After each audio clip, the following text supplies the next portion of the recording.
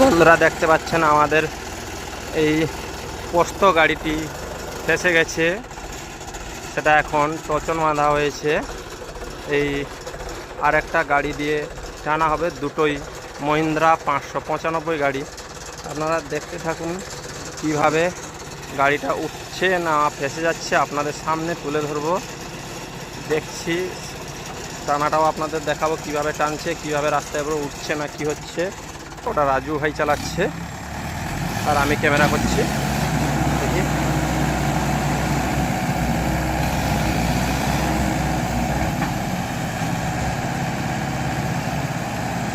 উঠছে না বন্ধুরা গাড়ি।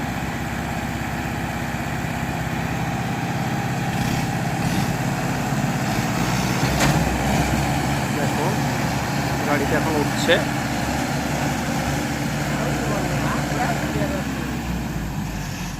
আবার ফেসে গেল, একটু উঠেছিল আবার ফেসে গেল। এই দেখুন ওই গাড়িটা কি অবস্থা হয়ে গেছে এখন।